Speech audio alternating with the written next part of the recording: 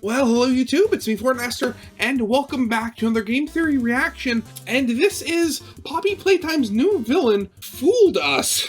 Yeah, so if you weren't aware, Mob Games released some teasers for the upcoming Chapter 4, and they weren't what I was expecting from what I saw. Like, in Chapter 3, there was a lot of, like, focus put onto the smiling critters, and, like, they showed off, like, little things talking about all the characters, like, you know, actual toy advertisements and all that. But, like, they're kind of like the teenage, more edgy equivalent of the Smiling Friends. Now, I know they had, like, the group of them had their own specific name.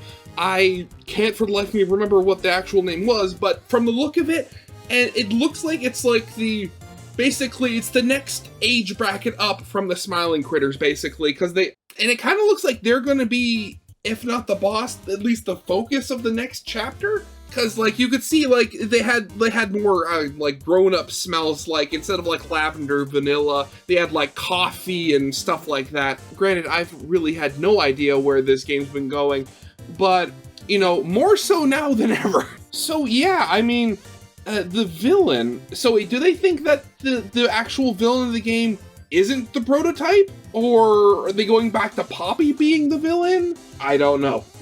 We should probably just, you know, get into the video and see what they're actually talking about.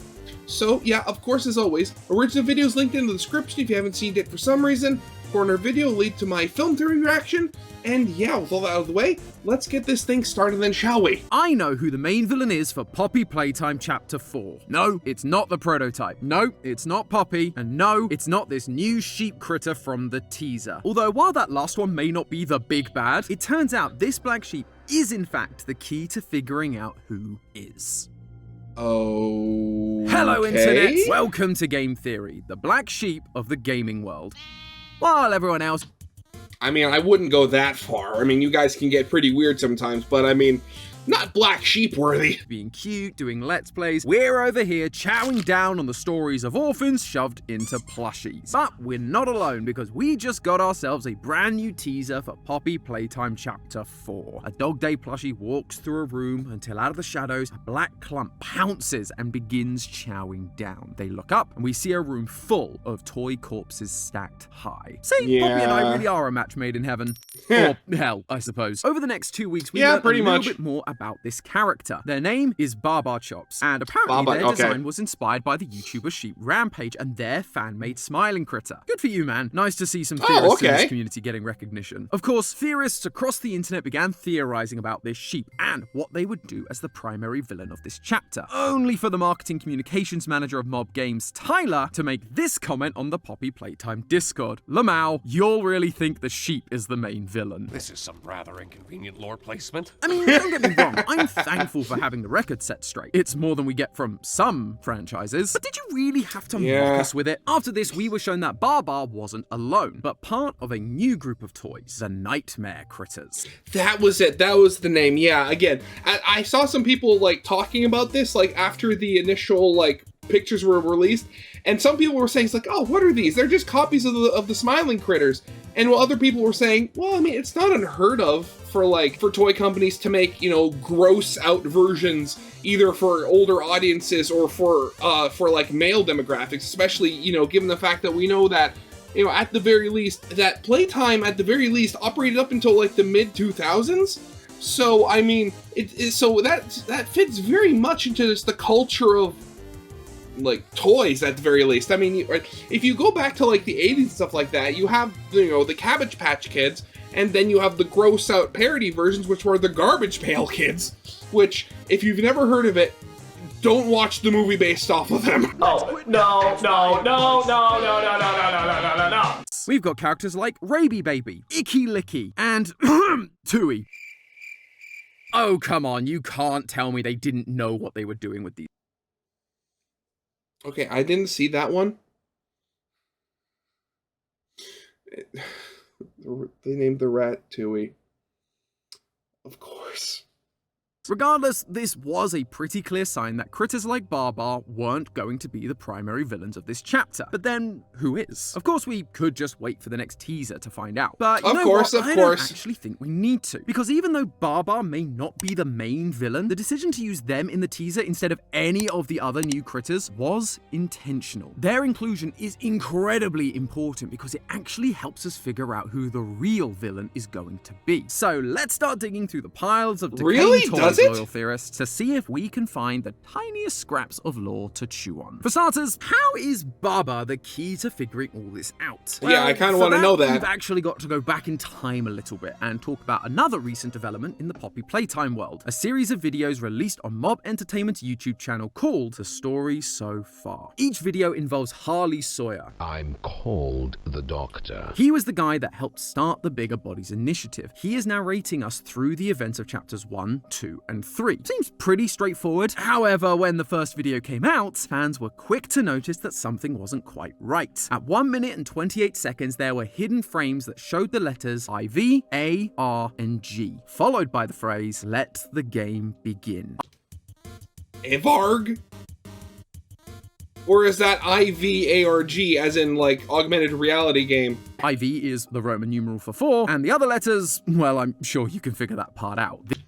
Never mind, I am an idiot. I am sorry. This was the start of the Chapter 4 ARG, which was very exciting. Chapter 3's ARG revealed a ton of information about the poppy gas, how they made the experiments, and the human identity of Kate. So people began scrambling to find whatever answers they could about this thing. Big shout out to everyone over on the Poppy Playtime Discord, by the way. While I have been trying to solve all these clues on my own, these guys were incredibly quick on the draw, solving puzzles just hours after release, including Sheep Rampage, the YouTuber I mentioned earlier. So if you know, you gotta love just the how quickly problems can solve when you get a bunch of people putting their brains together. You want to stay on top of the latest Poppy ARG stuff in the future? I highly recommend you go and check them out. There's a link in the description. Hi, Future Tom here. So I'm literally about to head out for a vacation, but I've just seen that there's potentially more to this ARG. Members of Mob's Partners in Crime program have been receiving letters with hidden clues. At the time I'm recording, there's only been a handful of clues. They're still missing a couple of key components, but by the time this episode comes out, the rest may have been revealed. So definitely go and check out the Poppy Playtime Discord if you want to see where that ended up. I don't believe it's going to change much about this episode, but I just wanted to let you know so you're not wondering why I'm not talking about those codes specifically. Okay, back to the ARG. Fortunately, none of us had to wait too long for our first major clue. Right at the end of that first video, we got this wall of text. At first, it looks like our old friend Base 64. So I tried it and ended up with this. Yeah, not exactly what we're looking for. But did you know that there are actually more base ciphers than just 64? Base 64 gets its name from containing 64 unique characters, a capitalized and non-capitalized alphabet, numbers 1 to 9, and a couple of symbols. However, there are a bunch of base forms that use a different amount of unique characters that we can try. We actually used base 5 back in our That's Not My Neighbor video, but there's also stuff like base 16, base 36, base 62, base 85, and the one that came in handy today, base 32. This one uses a single alphabet and the numbers 1 to 7. So if you see a code that looks like it should be base 64 but it lacks any symbols or the numbers 8, 9, or 0, try base 32. The more you know.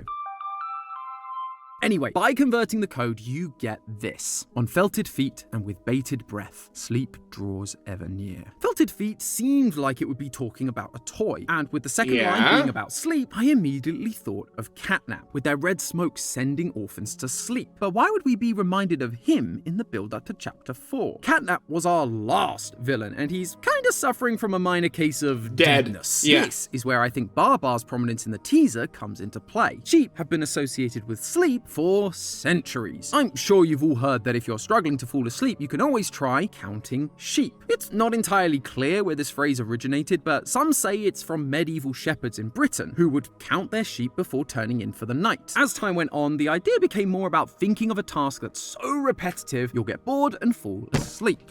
For me, I've never really had to focus on stuff like that to fall asleep. You know, usually I go to bed when I'm tired, but usually when I go to sleep, I just need a little bit of white noise, either fan spinning, window open with the noise just wafting in, they're just usually that sort of stuff. I've never had to, count sheep. So if sleep is drawing ever near in this new chapter, having a sheep character could make a lot of sense. Maybe they should have called her Lullabar instead. Smack. Oh, come on, it's no worse than Barbar Chops, and you know it. This connection to counting sheep could also imply that we need to keep track of Barbar throughout this chapter, counting them, if you will, either in order to survive or to lead us into a deep sleep. A deep sleep that's a little deeper and a little more permanent according to our next code. Hey, it's me, former host Matt Pat, and I interrupt this video with a special announcement. I'm Oh, here no, to what's tell happening? you I'm retiring. Again! Didn't he already retire? Yeah, that's what I thought. Now, I know what you're thinking. Did this guy already leave? Oh, that's what I was thinking. Oh, okay, let's hear him out. And the answer is yes, but also no. You see, since leaving this channel, I've been over on GT Live having a grand old time being bad at video games and turning 1-minute videos into 90-minute theory fests. But now it's time for me to bow out of that channel as well, giving way to the new host, Ash, who, let's be honest, is way funnier than me anyway. I feel like Judge Judy is the Ed Sheeran of, like, Americans over the age of 60.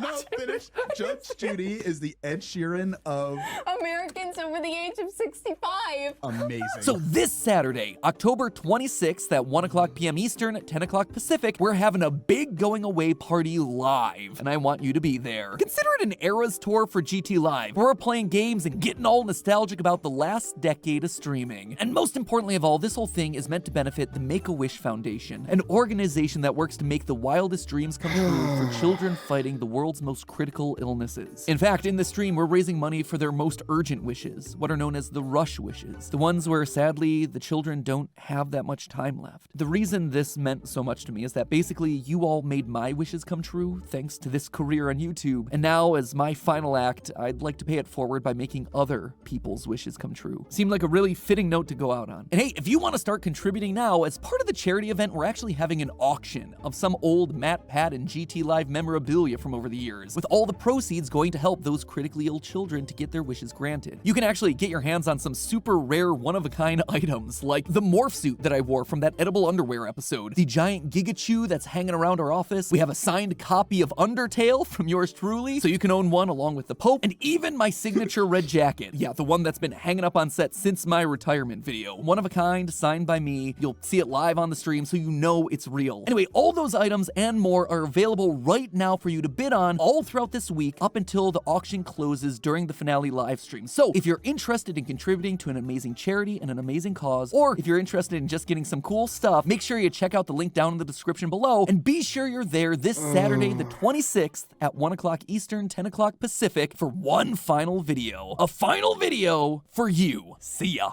In the very first frame of Chapter 2 Story So Far video, we find this code. This is a hexadecimal code, and translating it gives us the message, 11 words, good luck. To find these 11 words, we have to go frame by frame through the video. Sometimes there's just one jumbled up word hiding out, sometimes there's two, but in total there are 8 codes giving us the full 11 words. Now we just need to figure out what they mean. Because these codes were made up of only letters, my gut told me it was probably a Caesar cipher, and that hunch turned out to be correct.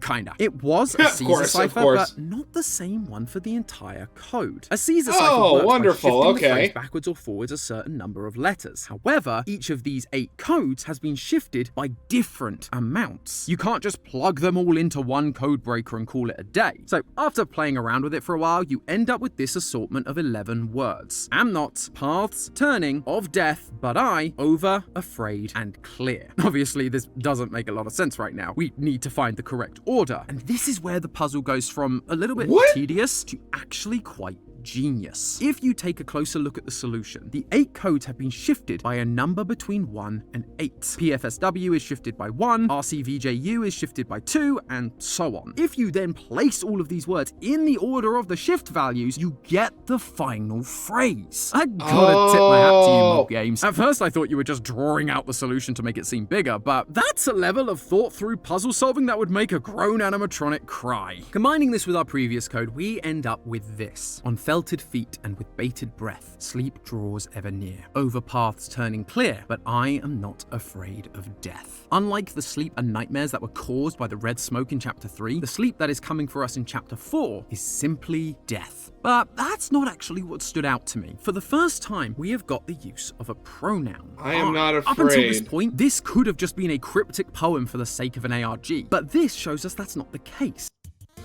Okay, so yeah, who's the I in this case?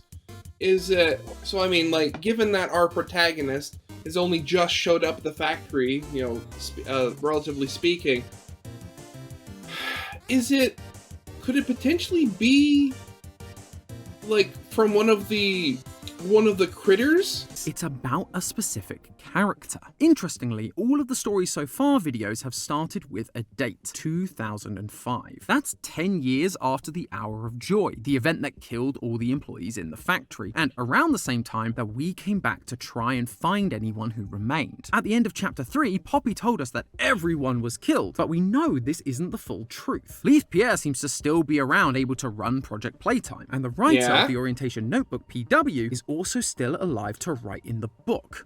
Well, they could specifically mean everybody that was in the building, because, I mean, that's, like, I'd very much hope that Playtime wasn't the kind of company that would be like, oh, you're sick, doesn't matter, come into work anyway. Now, we seem to have another character that has survived the Hour of Joy. However, unlike PW and Leith, who seem to be free, I don't think this one is. And that's because of the way the poem is written. It follows an ABBA rhyming scheme. The first line rhymes with the fourth line, and the second line rhymes with the third. This evokes a feeling of claustrophobia or entrapment, because you have the BB rhyme enclosed by the two A rhymes. This is telling us that the character it's about is likely trapped. And with that line about felted feet and sleep drawing near, it's telling us that they are actually trapped down in the facility. And they think they're going to the die. Toys. Although I will say this character doesn't seem particularly scared. Despite this sleep drawing near, they see an open path before them, and they're not afraid of death. Well, I mean, again, if they've been trapped down there for, you know, at this point, literally a decade, they might have just accepted their fate at this point. Like, they know they're not, they know that, you know, unless, like, some sort of miracle happens, like, you know, somebody from the outside world making their way through the factory to rescue them, they don't have a chance of leaving by themselves. So they might literally just be, you know, I'll try my best to, even though I'm trapped down here, I'll try my best to, you know, live and survive. But if I die, I'm not going to make a big deal out of it because it was inevitable. Weirdly, this line sparked a memory from my time going to a Church of England high school. One of the common passages from the Bible that we had to read out in assemblies was Psalm 23. Even though I walk through the valley of the shadow of death, I will fear no evil, for you are with me. Just like in the ARG poem, there is a path ahead that is full of death. But the writer of the psalm, King David, isn't afraid of it. He goes on to say that the Lord's rod and staff comfort him, tying it back to the beginning of the psalm where he refers to the Lord as his shepherd. You know, I'm just gonna say, and I don't know whether it might be just a Canadian thing or something like that, but I went, like, almost, like, you know, like, both my elementary and my high school education were both in Catholic schools. My, you know, go to St. Vincent de Paul, grades, you know, kindergarten to 8, and then Father John Redmond from 9 to 12. They're both Catholic schools. And granted, we never did stuff like this. Of course we had, you know, like, religion class, but very rarely did we ever actually read the Bible. It's more like we were taught stuff. Like, we were never, like, tasked with reading the Bible ourselves. I don't remember ever having a thing or, like, subjects like that in school. Was that...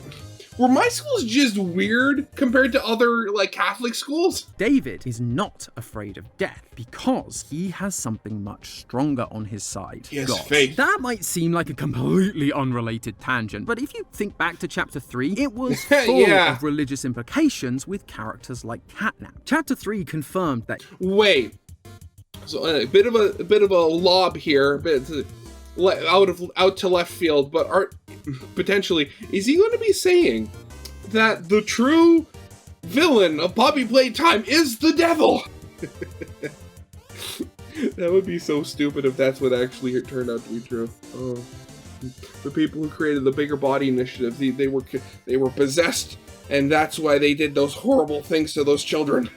He used to be the orphan Theodore, but when he got injured trying to help 1006 escape, the prototype took him to Playtime Co. scientists in order to save him. Catnap was the result, and so he worshipped the prototype, saying things like, "The prototype will save us, and I live to serve our angel of salvation." Religious inspiration is all over Poppy Playtime, especially when it comes to the prototype and his role as a god or savior to these orphans. He is their god, their good shepherd, the one that has promised to save them from death. Could this mean that this poem isn't about another human employee, but the newest toy to be put front and center, Barbar? Are we dealing with another orphan turned toy turned 1006 cultist? I don't think so, because Barbar isn't just any sheep. She's specifically a black sheep. These days, if you're called a black sheep, it means that you're kind of the odd one out, the outcast. You just don't quite fit in. But originally, the phrase came from literal sheep. Black sheep were considered undesirable by shepherds because their black wool couldn't be dyed, and so it became hard to sell. And also another thing about black sheep that I originally learned, they can sometimes just pop up. Like, you can have two normal sheep breed, and then they'll pop out a black sheep. Like, the black wool gene, whatever you want to call it, is recessive. But the thing is, it like lasts forever and can just randomly pop up again with no explanation. So it's like, so they literally can't just pop up anywhere. So when you got a surprise black sheep in your flock of only white sheep, it was considered a bad omen. By the 18th and 19th century, the color black even started to be associated with the devil himself, the one who was opposing God. And so, with Barbar being a black sheep, she would likely be considered undesirable to the shepherd and opposed to the God we've been introduced to, 1006. She's not going to be working with him like the other toys are. Instead, this solidifies my hunch from earlier that she is going to be helping us. She is going to want to take him down. On Chapter 4's Steam page, it does say we'll be meeting new characters and allies after all. And you know what they say, the enemy of my enemy is my friend. Well, I mean, given the end of Chapter 3 ended with some rather violent sounds coming from Kissy Missy upstairs as we were being dropped into the pit, I mean, we do need new allies to kind of, flesh out our ranks again.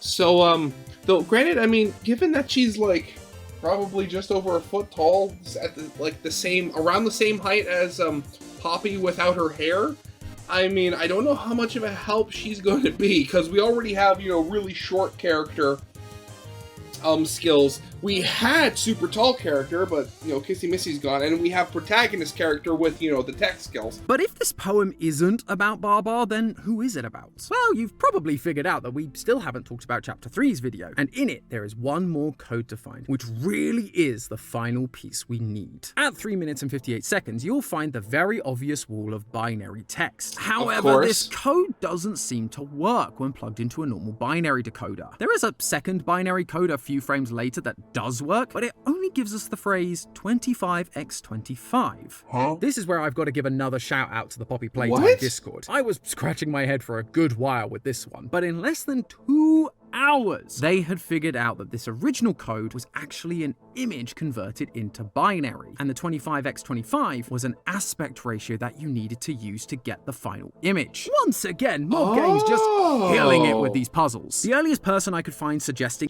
Okay, so, how do you translate that? Because right now that's literally just, white space with black dots. What does that translate into? This solution was a user called Clecchino, so massive props to figuring this out, and thank you for helping me with this one. By converting the binary back into an image and setting the aspect ratio to 25x25, we end up with a familiar sight, a QR code. Scanning the code gives you a string of letters which, when reversed, gives you the final phrase, for we have already met. That final line is fascinating. On its own, it's telling us that this character the poem is about is literally someone we we've already met. A new account on the Poppy Playtime Discord called Playtime Co. seemed to confirm this idea when users asked them if they were the ones sending the messages, and they responded with the same line, for we have already met. These tapes came out before the teaser, so it can't be Baba or any of the nightmare critters, and most of the other toys we know are dead, so it would need to be one of the human characters we've been introduced to. We've got a lot of characters unaccounted for, like Eddie Ritterman, Johnny Roth, and Stella Graber, although only one of them speaks about overcoming death in similar poetic language, and we hear them during the intro of Project Playtime Season 2. Mortality is the curse of the weak. The Doctor.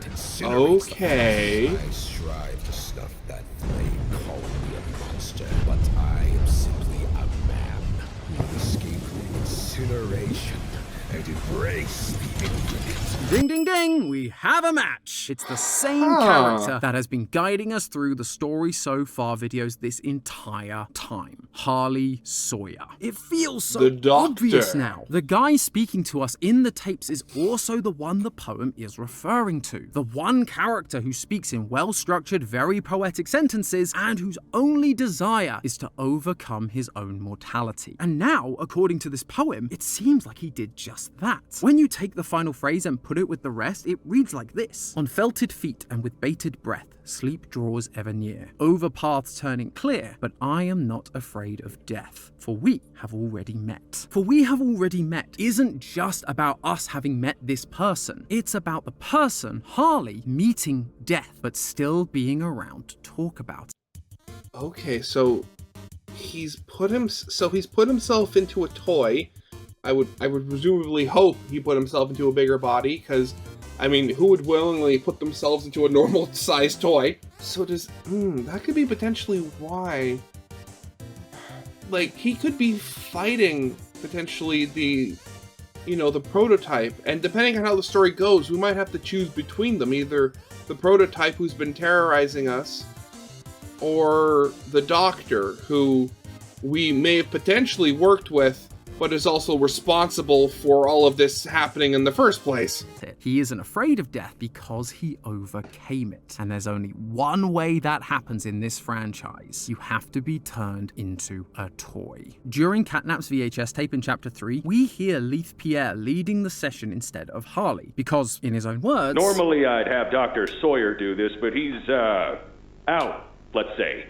So you got me until they find his replacement. The way Leith says Harley is out feels incredibly uncertain. He's clearly not able to perform his duties anymore, hence the need for a replacement. But it's not as definitive as saying he was fired or no longer with us. And these Stories So Far videos prove that he definitely isn't dead. Right at the end of the Chapter 3 video, the camera pulls back to reveal a bunch of security camera feeds. As we pull back, Harley's narration audio changes slightly. It's no longer on the VHS tape. It's being spoken from within the security room.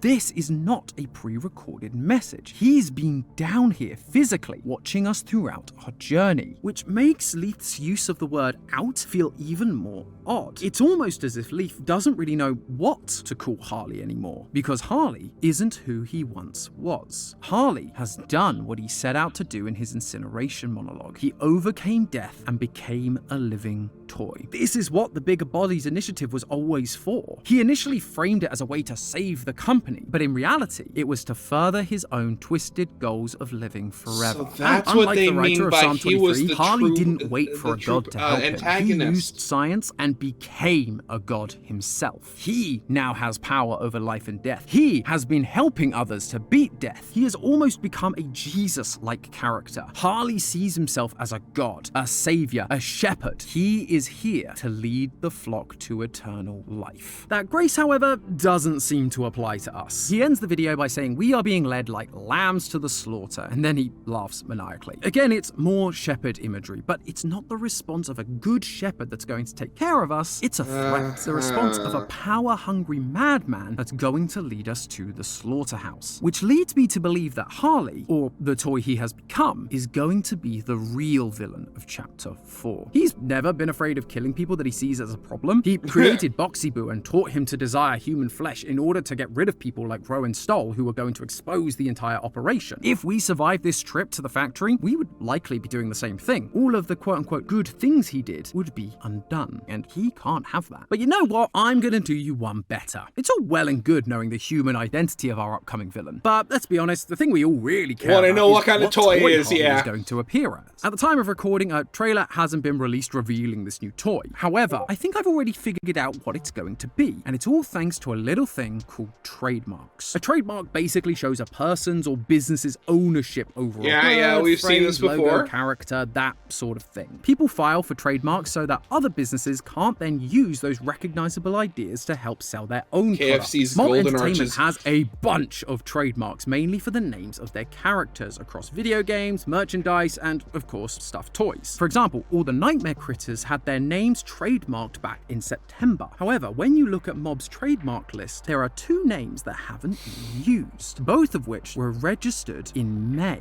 long before the Nightmare Critters. For them to have been registered so long ago but remain unused, they have to be key characters to this upcoming chapter. Each chapter has introduced Really? us What to are they? multiple monsters after all. In chapter 3, alongside Catnap, we got Mr. Light. In chapter 2, we had Bunzo and PJ Pugapillar alongside Mummy. So with there being two unused names, it's more than likely that's what we're seeing here. One of these guys is going to be the scary but secondary villain, while the other one takes the role of our big bad and Harley's new toy body. The question is, which one? Well, the names are as follows: Yarnaby and Doughy the Dough Man. No, I'm not joking, that is the real trademark. Okay, so Yarnaby, I can very much see, that being some sort of like yarn-based toy. Maybe it was like involving, maybe if it was ever actually produced, it was meant to like be sort of like make it yourself sort of deal, where you get like basically initially a ball of yarn with like eyes stuck onto it or something, and then you're responsible for like knitting or crocheting it its actual body or something. Doughy the Dough Man. I mean, I could potentially see it, as they have it depicted here, where it's like a very goopy, very soft body, potentially made out of like Play-Doh or something like that. Or maybe it was supposed to be like a mascot or a toy that was almost related to like an easy bake oven or something, where they're a chef or a baker, and like in their tummy they have the little oven where you put the dough and they cook it. I mean, I could see that. I mean, it'd be kind of a weird toy, but you never know. I mean, this is Playtime after all. They make a lot of weird stuff. Yarnaby is most likely going to be made of yarn. Would be a bit weird to call him that if he wasn't, right? But yarn He's actually made of Legos. could be an interesting choice for Harley's new body, mainly for thematic reasons. He has been pulling the strings of Playtime Co. since his introduction, starting the whole Bigger Bodies initiative under false pretenses. That being said, Doughy the Dough Man, as silly as that name seems, also makes a surprising amount of sense when it comes to the theme. At first, I thought this was going to be a Pillsbury type character. Nothing's more frightening than the Pillsbury Skull Boy. But food feels like a strange choice for a toy, unless, of course, you're talking about the non-edible kind of dough, Play-Doh. Play-Doh is so versatile, you can make anything with it. You can mold and shape things as you see fit. You can combine different pieces together or tear them apart. Whatever perfect vision you have, Play-Doh can help bring it to life. It fits. Was this video like sponsored by Play-Doh? Because that was a really good, sales pitch for it. So perfectly with Harley. He was playing God, molding and shaping the world to his vision, combining humans and toys together to create his perfect reality. Play-Doh would also give mob games a chance to try a different kind of material to show off their animation skills, something that's detachable, malleable. Harley could literally take whatever form he wanted at any given time, making him an even more frightening, all-powerful God. So personally, that's kind of freaky. Who do you think it is? I'm actually kind of interested to have you guys vote on this. So on screen right now, you'll find two videos. If you're voting for Team Yarnaby, click the video on the left. If you're on Team Doughy, click the video on the right. Regardless, whichever one it turns out to be, I feel pretty confident that Harley is going to be the one driving it. I guess. Okay. Haven't had a choose your own adventure in a while. Doughy, Yarnaby. I mean, I'm going to be watching both of them either way, but for the sake of this reaction, I'm gonna go with... You're gonna be for pulling the strings, Doughy for...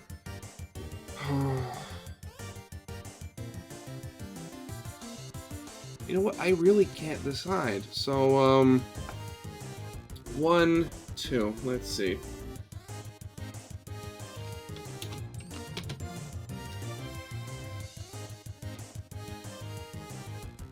1, 2. Google, which one are we gonna watch? 2. Okay. We're going with Doughy.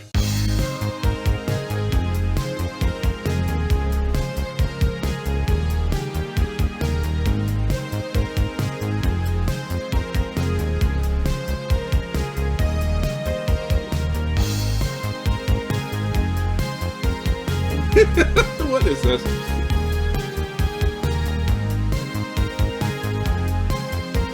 Is that it?